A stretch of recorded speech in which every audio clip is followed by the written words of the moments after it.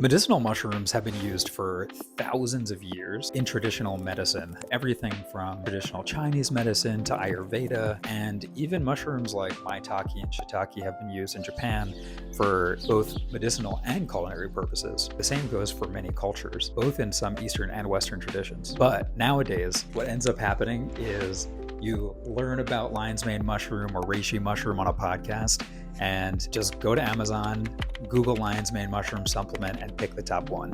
And I'm going to show you why you shouldn't do that. So in this video, I'm going to teach you what to look for in a mushroom supplement, a little bit about the history. Let's also talk about some of the most common medicinal mushrooms that people are using nowadays, so you can decide which ones you might want to use. These medicinal mushrooms are so freaking cool, and people knew this a long time ago. So even dating back to over 2,000 years ago in China, they were using reishi mushroom, which was also known as the mushroom of immortality because of its life-supporting benefits, anti-aging benefits. And still to this day, reishi is one of the most popularly used medicinal mushrooms. I actually use reishi almost every day in Wonder MCT.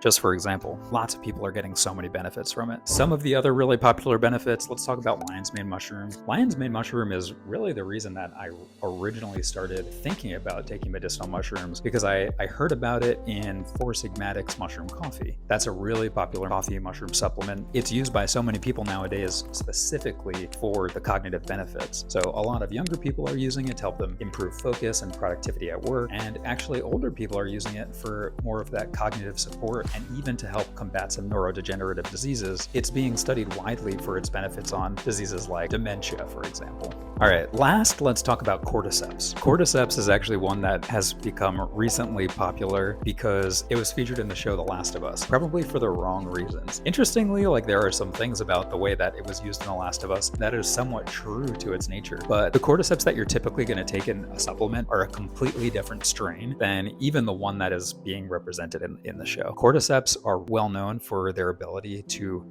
help improve your energy and endurance. They've been studied for improvements to your VO2 max, so your cardiovascular health. So they've become really popular nowadays with athletes and long distance runners, things like that. So besides the mushroom itself, there are actually a few really important things that you need to look for when you're going to try to buy a mushroom supplement. Every single time I look at a label for a mushroom supplement, these are the things that I'm looking for. Whether they're using a fruiting body mushroom extract, or whether they're using mycelium, whether they're using an extract, or whether they're using a mushroom powder. And the last thing is, do they mention measuring any of the beneficial compounds like beta-glucans, for example? Let's take each of those one by one. Let's start with fruiting body versus mycelium. All right, the fruiting body of a mushroom is really what you think of as the mushroom itself.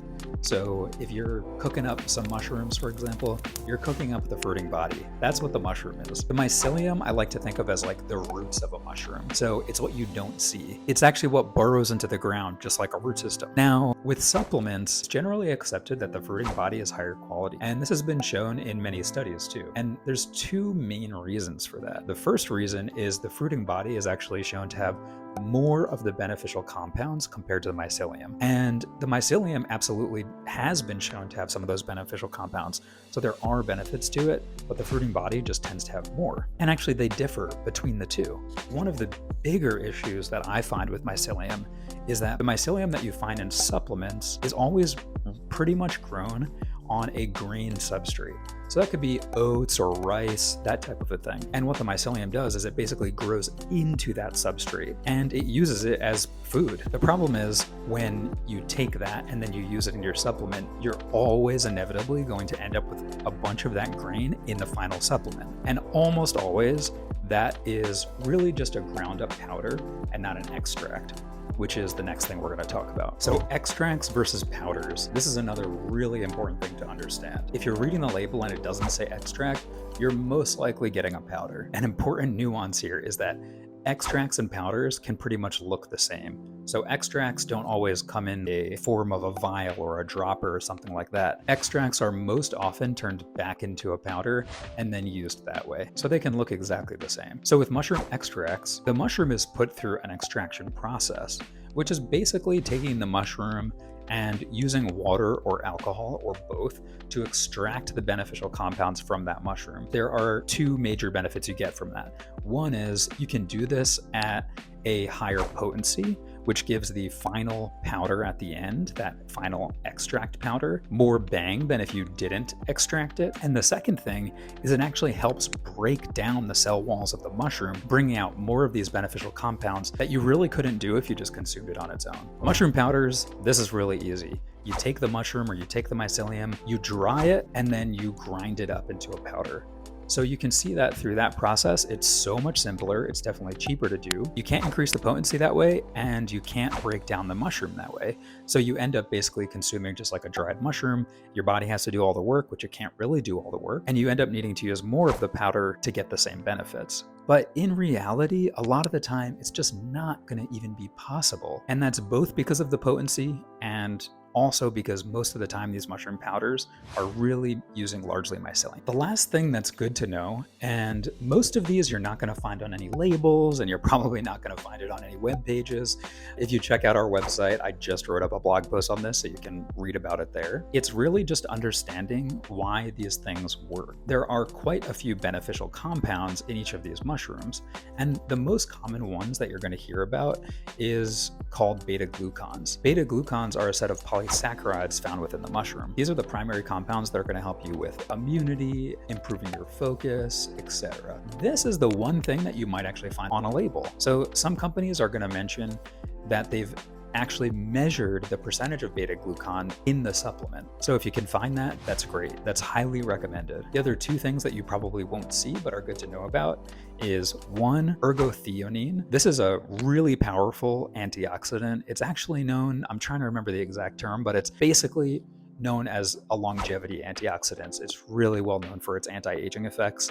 I actually just read a study about this which harped on ergothioneine in particular for driving a lot of the benefits that we see from medicinal mushrooms, well, actually from lion's mane mushroom in particular. And the last one are the terpenoids. These also can contribute to a lot of the nootropic and neuroprotective benefits that can come from medicinal mushrooms, as well as the anti-inflammatory and antibacterial effects. All right, so to sum up, if you're looking at a label, and definitely recommend checking labels for this type of thing, the two things I would really look for are the words fruiting body and extract. You might not always see that. At the least, I would look for the word extract. I think if you see extract, it's more likely to be fruiting body. It might not even mention it on the label.